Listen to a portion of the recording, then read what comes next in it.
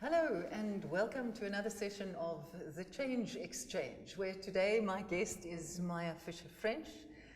She's just written a book called Maya on Money. Yes, Maya on Money, Implement Your Money Change.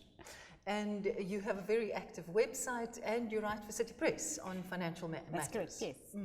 So good to have you. Thank you. I think this is a really important conversation to have. But when did you know you wanted to go into finance? Because your other major at university was still English. You know, I feel so sorry for 18-year-olds today. I mean, you leave school and now suddenly you need to know what you're going to do with the rest of your life. So actually what happened, I was going to do law. I was going to be a lawyer. And I got some really good advice from a lawyer who said, don't go and study a plain law degree, go and do a broad BA and spend the extra year doing law, because it's the only opportunity to really get an opportunity to study and do other things. So I went to university and it was like a sweet shop for me. It was like, oh, these amazing subjects. And I did philosophy and English and I did Italian. And then there was a subject called economics. And I thought, well, that looks interesting. And I took it and I suddenly had this aptitude for it and a passion for it, and I landed up actually getting my honours degree in it. So you never know when you start exactly how it's all going to turn out. So coming from school, your strong suit was the languages. Exactly. I did French, I did English and all of those, and then I landed up, we weren't exposed to economics in those days at school. But also economics is a long way from personal finance and planning your budget and that kind of thing. When did that happen? I think a lot of it, again, now you see you've gone and chosen your subjects based on some random process. And then I finished studying and I had two job offers. And one was for an advertising agency and the other was for Investec Bank. I had no clue. So I looked at them and all I knew was there was a lot of drugs in advertising. So I decided to say no to drugs. Little did I know how much drugs there are in the financial industry. But that is how I landed up at Investec, and I was at Investec Private Bank and got involved very much in the personal investing. So it was the unit trust side, individuals, the retail investing side, and that is obviously where it all grew from and where my interest grew and where I learned so much. Did you ever regret that choice? No, because never. It's quite radical. It's very radical, but I look now at what my strengths are and also, the incredible need for financial education in South Africa, and I don't think I could have delivered as much in terms of going into the advertising route as I have been able to in this sector. Did your parents talk to you about budgeting and personal finance? No. And that? Not at all? Not at all. I think what I do remember growing up is that my mother used to always complain there was never enough money for groceries, that my father didn't give her enough money, and my father always was feeling that my mother spent money unnecessarily. And that was pretty much it. And then when I was 16 years old, my father died. And we were left with terrible debts. And I think that is, a lot of people... And you were aware of that? Then I was aware of it. So we lost everything. We lost our home. I remember one day coming home, my mother had to sell a piano just to buy groceries.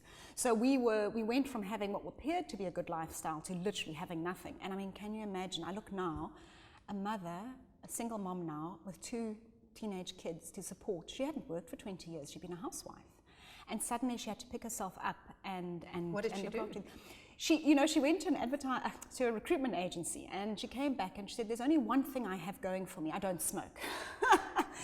But what could she do? She had been raising 4 children. My 2 older sisters had left home by then, but she cooked a lot of food and she went into catering and she actually started her own catering business. And then later on she became a national tour guide. She's fluent in Dutch. And I've watched my mother literally build her life from nothing to where she is today, which is financially secure and happy and all the rest. So she's an inspiration for me. Well, she's also an education. She's an education. I mean, she's a walking example, a case study. Exactly. She's a case study as well. And I think that's why I'm so fiercely independent about my money, my own finances, and why when it comes to women and money, I have a really big passion, because I think women often choose to leave those decisions to their partners without understanding the real implications of that. We kind of drift into things very often. Exactly, and you know what I do think sometimes is that if you don't know, you don't have to take action. Mm-hmm. So sometimes it's easier just to put your head in the sand. You don't have to take responsibility. Exactly. Yeah, it's his decision. His decisions, and it's his fault. Yeah, let's be honest. So when did the shift come towards journalism? How did that happen? Well, that was, I'd been working in stockbroking by now, so I'd left Investec and I joined a stockbroking firm. And I fell pregnant. Well, I chose to be pregnant, it wasn't an accident or anything, but I got to a point where I decided that I didn't want to do the 14-hour days, and stockbroking is very long. It was also at the time, it was the late 1990s when the dot-com bubble was really brewing, and I just had got quite tired of the avarice that I was seeing around me and people wanting to double their money in a month, and it really became quite not a pleasant environment to be working in from my point of view. And I decided to become a stay-at-home mom. It lasted a year. And I realized that I learned a lot about myself then. And one of them was the financial independence. I wanted to be able to pay for my own facials. I didn't want to have to ask my husband for money. And I also had a need to work. And so then I did various things, including financial recruitment for a financial industry. And then there was this advert in the newspaper. For This Day, the newspaper. Do you remember This Day? Yes. One day, any day. Yes. And I happened to know the consultant that had brought the group to South Africa. So I phoned him and I said, this sounds interesting. Can I come chat to you about it? And he said, sure. And I popped round to his offices. I do have English 3. I have English. So, and I sat down, and there was John Mattison, who was the managing editor of the newspaper. I wasn't expecting to meet him, and he looked at me and said, well, what do you know? What's your experience? I said, I have no experience at all in journalism, but I've worked in the financial industry for X amount of years. And they hired me that day. And, it sounds like a cliche, but I found my calling. It was just, I loved every single minute of that experience, and I have ever since. So what's the lesson out of that? Go try. Go Step try. Forward. You don't know. And I think you know what also and this is something I suppose in a personality, I do take big risks. I think, well, okay, if it sounds like fun, I'm in. Well, that sounds like fun. I didn't have a clue what I was doing. But there you are. But you say you found your calling. Was there a moment that someone responded, or you got a phone call, or a friend said over dinner, I read this and it changed my life? When did you know that this was I think it started off with just the intellectual capital that I was working with. And journalists are extremely intelligent people. And I don't think I'd ever realized the wealth of knowledge. A lot of people who go into journalism they have incredible knowledge. And they love investigating things, and they love finding out. So I sat in this team of amazing people, specifically at This Day at the time. They'd hired sort of the creme de la creme of journalism. And to be surrounded by this intellect was so stimulating for me on one level. And then the other was this opportunity to educate people, but without being in the product system, being outside of the financial industry, to have the independence I have the knowledge, but I now have the independence as well to say what I actually think. And I really enjoyed that as well. And the book, how did that happen? Well, I think the book was inevitable in one way, because obviously it's a conversation with readers over the last 12 years, and it's really putting it all together, the many articles that I've written, and many of them in response to readers' queries. But the publishers came to me and said to me, would I consider a book? And I thought about the books that were already on the shelves. And we've got some excellent money books on the shelves, but they tend to be more about the psychology of money and money attitudes and approaches to money. And what I found readers really were looking for was the practical stuff. Okay, yes. How do I open a bank account? How do I get a credit record? How do I budget? And it was those how do I. In fact, I think I first wanted to call the book And Now What? Because, okay, I want to do all the right things, but now what? But the publishers said that wasn't a very good name, so they seem to know better than, and I think they did know better than I did. But that is, so that's how it came about. It's really the need for a lot of practical information. And it's been out there a couple of weeks. How's about it a month now. It's going incredibly well. The feedback, I must say, has surprised me. And again, it comes back to filling a need, which is financial information. Practical, unbiased financial information when you want to make a choice or decision, to have access to that information immediately. So the response has been phenomenal so far. Why do you think people find it so difficult to talk about money? Because we do. It's not something, sex and money and politics you're not supposed to talk about. I think money is such a fear-based thing. We fear not having money. We fear if we have money what other people will think of us or want from us. So I think, to me, fear is a big part of money, and I think that's why we don't want to talk about it. And people also, on the other side, if you don't have money or you're struggling or you've got debts, there's an embarrassment. I mean, if you swipe your card at the teller and it doesn't go through, how that makes you feel at that moment. So these are conversations people feel very uncomfortable about having. And then there's this whole belief that it's wrong to want money or wrong to be rich, which also, I think, there's some sort of moral, a value, overlay, exactly, yes, that approach to it. So people also then don't want to talk about it if they are successful, or if money is a particular goal for them. So I think, to me, money is just a big emotional sort of mess, and really fear is the overriding emotion in there. And why should we talk about it? Well, I think we should talk about it because money is actually one of the most powerful things in our life. It is powerful in its ability to destroy your life, and it's powerful in its ability to build wealth for you. And I think we need to harness that power. I always look, my children watch these Disney programs, and the power, and the evil guy and the good guy, and that's money. Money has power.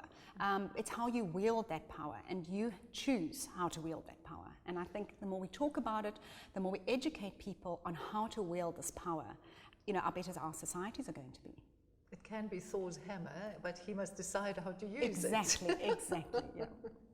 So do you talk to your children? You have 2 young boys. Yes. Oh no, we have a lot of money conversations, partly because of what I do for a living. And in fact, I took them to my book launch in Johannesburg. They came with me. And my eldest afterwards was very impressed. He didn't know that he had 100,000 rand saved up. Do you know that? 200 rand a month. I've been putting away since he was 2 years old in Satrix. And you've never told him how much it is? Well, he'd always told me I had the investment, but obviously the actual amount, I'd never really, I was preparing for the book launch and I mentioned it and all the rest. Well, his eyes went this big. My little one was a little upset. He wanted to know where his was. I said, no, we've also got for you. But he, the next day, after listening to my presentation, my little one was playing a card game. He took a pack of cards. He's and he was 10? Yes, he's 10. And he was like, Mommy, look, this man has so much for emergencies, so much insurance, this money's for his rent, and this is his day-to-day money. And I thought, well, there you are. And, my conversations with my children, which I have written about in the book, because they're just so, I think they just open my eyes to how much children can engage about money if you let them. And, to see how easily they can assimilate this information. I mean, if you're teaching your kid at 10 those kind of principles, well, they're going to have a better start in life. Absolutely. And when that happened with your mother, when she was in such dire straits, did she talk to you and your sister? She did speak to us about money, but it was more, again, out of the fear-based stuff. Yes. So it wasn't really, it wasn't positive. It wasn't a positive conversation. There was a lot of anger. There was a lot of resentment. So I would say it wasn't necessarily positive, but obviously we knew that there was absolutely no money. And it also, what's interesting to me is I look now at my money attitudes and my money issues, and I still have that fear of not having money, despite, doing the right things and all of that, because you just think overnight things can change, because that's what the message I got, that things change. And, I think with children, what's so important is to educate them with money, but not to put fear in them. And I've made that mistake. With my own children, where it's like, oh, I can't afford this and I can't afford that. And you're suddenly realizing that you're making them nervous and scared about money. And that's the one emotion we really don't want to be putting into our children. So I think those money conversations need to be positive. And if you are struggling financially, that doesn't necessarily need to be translated directly to your children. It can be about, we need to focus on this at the moment. We need to be, just cutting back there or whatever, because we want something better tomorrow. I think we have to be very, very careful about passing on those fears to our children.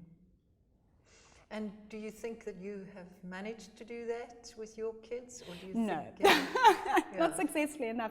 And I was telling you the story we had. I hope I am, but I certainly have made a lot of mistakes. And when we were moving from Johannesburg down to Cape Town,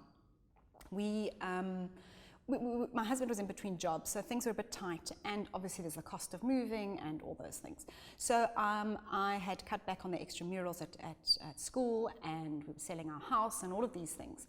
And my little one, who was 6 at the time, one day burst into tears. He says, Mommy, are we poor? Are we going to have to live out of a car?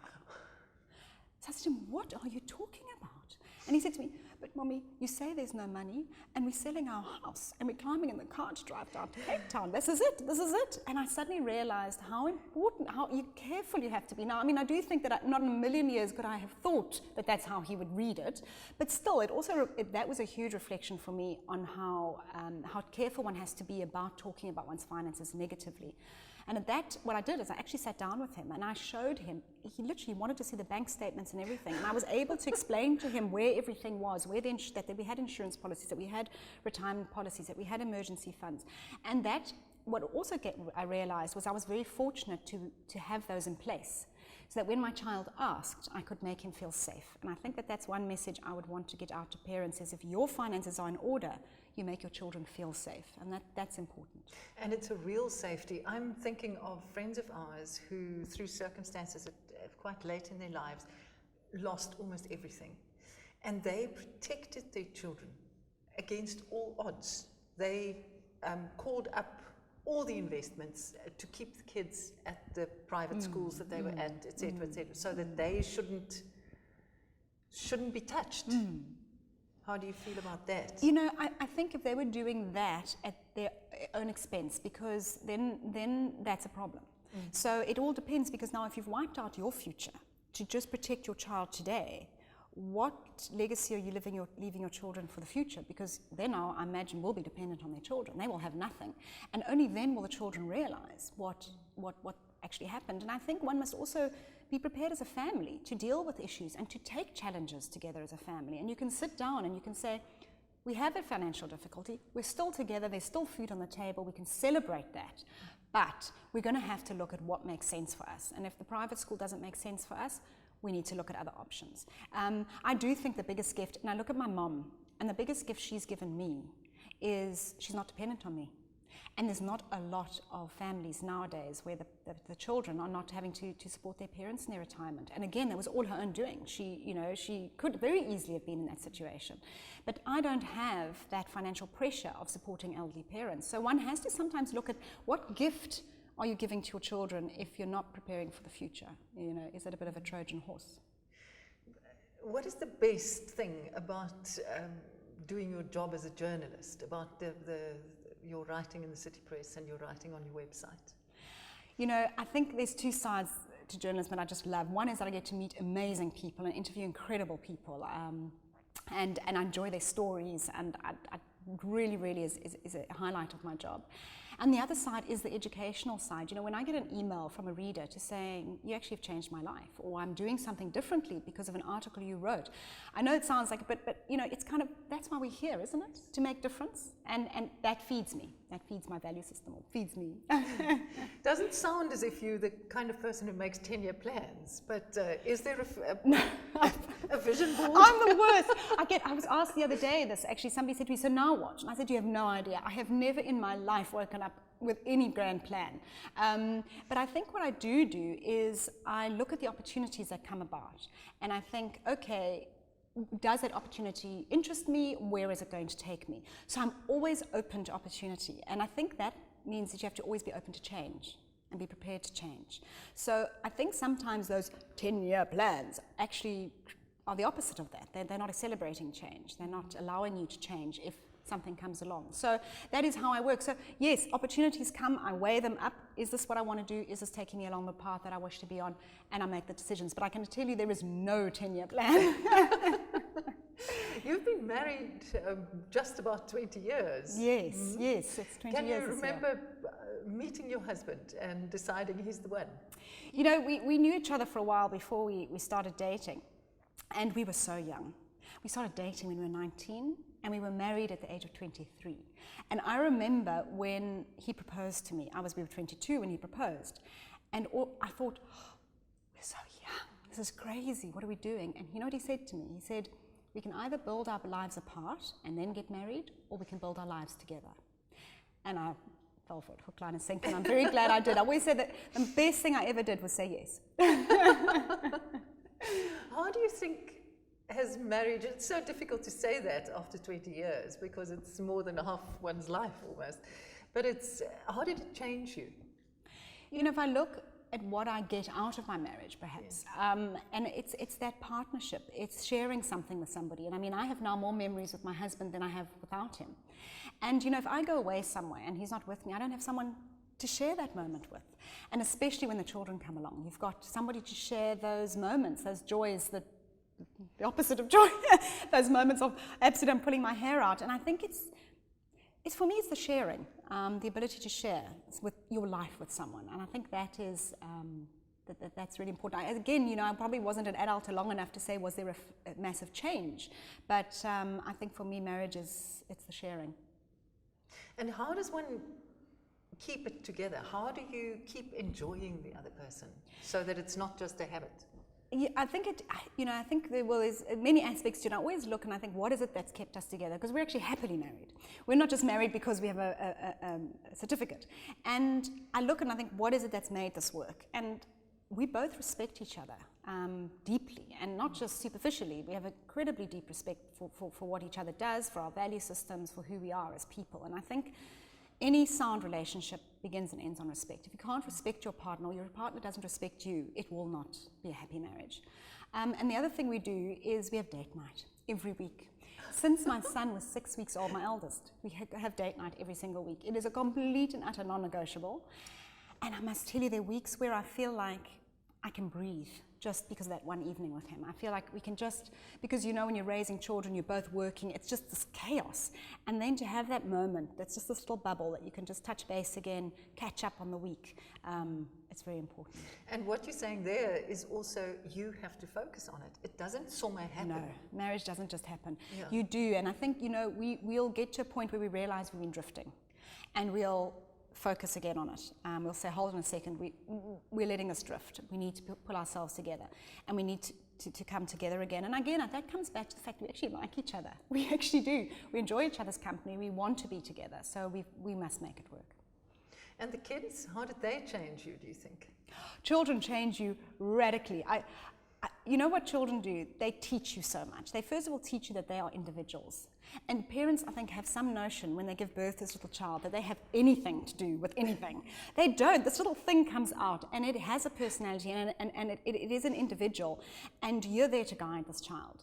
And to watch this personality evolve and to see the world through a child's eyes.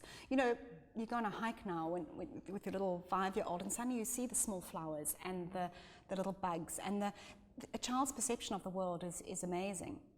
And I think the other thing that it really did as well is it challenged my belief systems, but in order, I don't believe in saying to my children because I say so. I have to have a good reason. So I had to once analyze, why did I think manners were important? Because I couldn't just say because. I had to think, what is it? Why are manners? Why do we have this ritual of greeting people? Why do we have these things?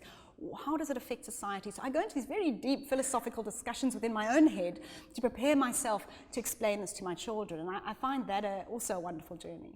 It must be, because you know, when I did maths too, my lecturer once, I had to do an oral exam, and he said to me, explain whatever it was, matrices, to a grade 10 class. And he said, because you can't explain something unless you understand it. Exactly. Now, to understand your own values to such an extent that you can explain it to a small child, that is... Yes. Het wil gedoen wees. Yeah. You've just recently made quite a big move from Johannesburg to Cape Town, as you were saying. Yes. How do children experience change as opposed to adults? In the first place, it's your decision, not theirs. I think that was quite a difficult parenting experience as well, because my eldest child was so angry with us for the move. We felt How we old was he? He was 10, and he was at a school that he was really happy at. He had friends. My family's all up there. And here we were, for no good reason in his mind, uprooting him from his life and transplanting him down somewhere called Cape Town, because we thought it was in his best interest in the long term. And he didn't have really any say in that. And ultimately, parents will make decisions. Like, someone has to be the adult and someone has to make the decision. And that was also to say, well, okay, we are the adults. We have decided this is the best move for us as a family, but I understand how you feel. And I think that's what I learned from that, is I can't change the reality. I am making those decisions. I am the adult. But I can hear you and I can understand you. And when you tell me you hate me, I understand that, because he did. And he swore he'd never forgive us.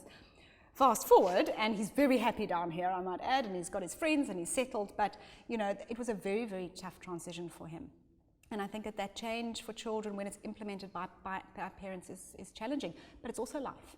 It's also about the journey. But it is so important to allow them the space to say, Yes. how can you do this to me, and I hate you, and I'm never going to speak to you again, Yes. and To say, etc. I etc. understand, In my I generation, understand. that was not Well, allowed. that's it. Absolutely wouldn't have. But I mean, I understood that he wasn't grieving, and we understood that. You know, at some point it had to come to an end, and it did. But you know, there was a process. It wasn't his choice, so it was an interesting one. Yeah. And you actually built a house. What is that like? That is on my bucket list. We were very fortunate. We had a really amazing builder, and that's all I can say. Get a really amazing builder, because we were very fortunate. And it actually wasn't the most traumatic experience in our lives, it has been for many people. But we loved where we lived in Hope Bay, but we were renting, and the landlord didn't want to sell. But the property behind, 2 roads up from us, was for sale, and it was on the slope. It's on a slope like this. And fortunately, we didn't ask the engineering costs of what it costs to build on a slope like this. We have spectacular views as a result, but believe you me, we will survive a tsunami. We'll survive an earthquake with the amount of steel and concrete that goes into building on a slope like this. So, you know, we built the house, and, you know, as everybody says, I've written quite a lot of columns out of it. It will cost you more than you expect. It will take twice as long. Well, that's what it didn't for us, and that was the one tick that I can give you. As I said, we were very, very fortunate in having a great builder, and the actual experience was quite painless, apart from the financial side of it. When you briefed the architect, what did you say? What did you want? Well, we loved the place we were living in already, and we said we like this design. So that started off giving him a concept idea. So what was it? Space? It's or big space, windows, and it's big windows, beautiful views, very open plan. Our house is very, very open plan. And then what we did is this is the thing with building a house when your family's a bit older. I know how my family works. I know the dynamics. And I said, I know that my children are not going to sit at a desk in their bedrooms to do their homework. They want to be near me. So we need to have the space here. The kitchen, you know, we've got the open plan kitchen, but there must be a room off there for homework and for TV and all of that, because children want to be near you all the time. And like cats in that yes, sense. exactly. Yes. And all these dynamics and all the way that we work and where we want to be. And I think that's the bucket list. Why do you want to build? You know, are you mad? It will cost more than buying a house. So there is the trauma of it, because you will get what you want, and it'll be a reflection of your family, and it will work. And it's quite interesting, and I spoke about my eldest son, the change that he really struggled with moving down to Cape Town, and we were worried about the move. We thought he doesn't like change, and we thought moving into another house, do you know, he settled immediately. And I think it was because it was designed around him and us as a family, and I think that is the pull of a house. But I got very good advice. If you ever want to build a house, the best advice I got was, don't land up hating your home. And what happens is, I think you go through the process and the window's in the wrong place, or the builder does this, and you start to build up this anger and resentment. And eventually when you move in, And you just notice all the mistakes. You accept things that you actually shouldn't accept. No, I think you should. I think it's the opposite. I think at the end of the day, you've got to say, you know what? No one else knew that window should have been 1 centimeter that way. I accept it, because otherwise it bugs you. You sit there every day. Oh, that window's driving me mad. I wish I'd put it here. I wish I'd put it there. Just the house you have, the house that you'll come out, will be the house you should have. Well, I hope you're so very happy. Thank you. And I hope that whatever doors open, physically and metaphorically, you step through. Thank you. Good luck. Till next time, goodbye.